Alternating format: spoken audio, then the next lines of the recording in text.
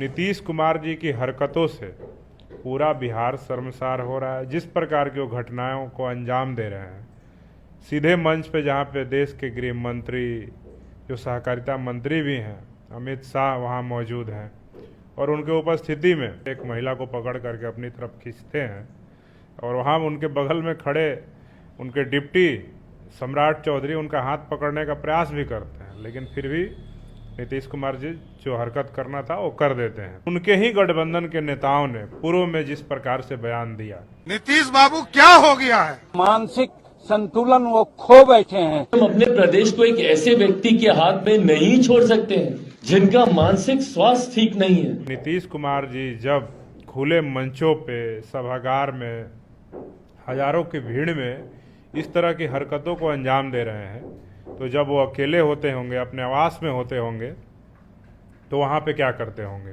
बिहार के मुख्यमंत्री नीतीश कुमार एक बार फिर से विवादों में घिर चुके हैं। उनका एक वीडियो सोशल मीडिया पर तेजी से वायरल हो रहा है, जिसमें वो एक महिला को अपनी तरफ खींच रहे हैं। ऐसा करते देखकर डिप्टी सीएम सम्राट चौधरी जो है उनके पास जाते हैं और उनको रोकते हैं। इन्हीं सब मुद्दों पर बातचीत करने के लिए हमारे साथ भीम आर्मी के प्रदेश अध्यक्ष अमर ज्योति जी हैं। नीतीश कुमार का आपने वीडियो देखा होगा, क्या कुछ कहेंगे? देखिए, पहले तो वीडियो देख करके हमें लगता है कि नीतीश कुमार जी सही में अचेतावस्था में चल रहे हैं और उनकी मानसिक स्थिति ठीक नहीं है। और ऐसे में देखते हुए अगर कुर्सी इतनी ही प्यारी है तो उनको मुख्यमंत्री रहने दिया जाए, लेकिन कार्यवाहक मुख्यमंत्री बिहार का किसी भी व्यक्ति को जनता दल यूनाइटेड के और एनडीए के नेताओं में से किसी को चुन करके बना देना चाहिए जिनकी मानसिक स्थिति ठीक हो, क्योंकि नीतीश कुमार जी की हरकतों से पूरा बिहार शर्मसार हो रहा है। जिस प्रकार की वो घटनाओं को अंजाम दे रहे हैं, सीधे मंच पे जहाँ पे देश के गृह मंत्री, जो सहकारिता मंत्री भी हैं, अमित शाह वहाँ मौजूद हैं और उनके उपस्थिति में, ऐसा नहीं कि वो अकेले में थे, और वहाँ पे हजारों हजार लोग उस सभागार में मौजूद होते हैं और वहाँ पे एक महिला को पकड़ करके अपनी तरफ खींचते हैं और वहाँ उनके बगल में खड़े उनके डिप्टी सम्राट चौधरी उनका हाथ पकड़ने का प्रयास भी करते हैं, लेकिन फिर भी नीतीश कुमार जी जो हरकत करना था वो कर देते हैं। इससे सीधे तौर पे दिखता है कि नीतीश कुमार जी जब खुले मंचों पे, सभागार में, हजारों की भीड़ में इस तरह की हरकतों को अंजाम दे रहे हैं, तो जब वो अकेले होते होंगे, अपने आवास में होते होंगे, तो वहाँ पे क्या करते होंगे। वहाँ पे कई महिला पुलिसकर्मी भी सुरक्षा में रहती हैं, कई और भी स्टाफ जो है विभाग के होते हैं वो भी महिला होती हैं, और उनकी हरकतें लगातार जिस प्रकार से महिलाओं को लेकर के हैं, और कभी किसी अधिकारी का पैर छूने लगते हैं, राष्ट्रगान का अपमान करते हैं, उस दौरान हंसने लगते हैं, ताली बजाने लगते हैं, जहां मौन रहना है, वो लगातार जिस प्रकार की हरकतें कर रहे हैं वो सीधे तौर पे दर्शा रहा है। चूँकि नीतीश कुमार के इर्द गिर्द तो मैं कभी रहा नहीं हूँ और ना मुझे ऐसा अवसर मिला है, लेकिन उनके ही गठबंधन के नेताओं ने पूर्व में जिस प्रकार से बयान दिया, चाहे चिराग पासवान जी हों, चाहे वो जीतन राम मांझी जी हों, या अब गठबंधन में आ गए हैं उस भाजपा के भी कई नेताओं ने बोला कि नीतीश कुमार की मानसिक स्थिति ठीक नहीं है, इनको इलाज की ज़रूरत है, इनको बेहतर चिकित्सा की आवश्यकता है। तो मुझे लगता है कि सच मायने में वो लोग तो साथ में समय बिताते हैं। जीतन राम मांझी जी तो कई वर्षों तक इनके मंत्रालय में मंत्री रहे हैं, बिहार के मुख्यमंत्री तक रहे हैं, तो एक कड़े मार्ग आना जाना उनका लगा रहता है। और चिराग पासवान जी भी गठबंधन के साथी हैं, तो भी नीतीश कुमार जी से गाहे बगाहे मिलते रहते हैं। तो मुझे लगता है कि इन लोगों ने उनकी हरकतों को देख करके, उनके वार्तालाप को देख करके इन लोगों ने सोचा होगा कि नहीं, ये बीमार हैं और इनको इलाज की आवश्यकता है। इसलिए ही उन लोगों ने एक समय पहले, जो जब गठबंधन में नीतीश जी नहीं आए थे वापस, उन लोगों ने इनको इलाज की आवश्यकता बताई थी। लेकिन जब गठबंधन में चले गए और फिर से जब इस प्रकार की हरकतें कर रहे हैं, महिलाओं को पकड़ना, खींचना, किसी के पैर पकड़ लेना, कभी राष्ट्रगान का अपमान कर देना, और तमाम तरह की हरकतें जो कर रहे हैं वो सीधे तौर पे दिखा रहा है कि नीतीश कुमार जी की मानसिक स्थिति ठीक नहीं है, उनके ऊपर उम्र का प्रभाव है। उनको बिहार में अगर अच्छा अस्पताल नीतीश कुमार जी ने अभी तक निर्माण नहीं कराया जहां पे उनका इलाज हो सके, तो मुझे लगता है कि केंद्र की सरकार, भारत के प्रधानमंत्री नरेंद्र मोदी जी को चाहिए कि नीतीश कुमार जी की मानसिक स्थिति को देखते हुए उनको देश के बड़े अस्पताल में या सरकारी खर्चे पे दुनिया के किसी भी कोने में अगर नीतीश कुमार जी का इलाज होता है तो वहाँ उनको भेज करके बेहतर इलाज कराना चाहिए। तब तक के लिए बिहार में कार्यवाहक मुख्यमंत्री किसी भी व्यक्ति को, एनडीए के किसी नेता को बना देना चाहिए और बिहार को बख्श देना चाहिए, ताकि बिहार का नाम बदनाम, बिहार का नाम खराब नीतीश कुमार नहीं कर सके। लेकिन एक समय पे चिराग पासवान भी कहते थे कि मानसिक स्थिति ठीक नहीं है, मेडिकल बुलेटिन जारी करना चाहिए, जनता को पता चलना चाहिए। लेकिन अब तो वही लोग कह रहे हैं कि बिल्कुल फिट है नीतीश कुमार। तो हम तो कहते हैं बिल्कुल फिट है, तो फिर इस तरह की हरकत क्यों कर रहे हैं?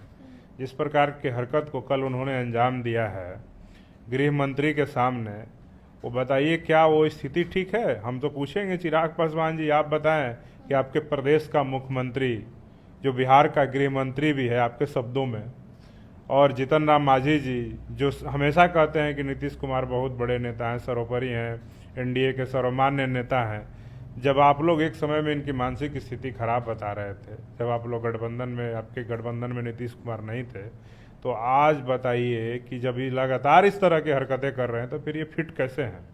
अब तो आप लोग को चाहिए कि अपने एनडीए के बड़े नेताओं से बात करके इनका इलाज कराइए। कह रहे फोटो खिंचाने के लिए पकड़े थे कि मतलब कैमरे में फोटो इस तरह से थोड़ी पकड़ता है कोई महिलाओं को।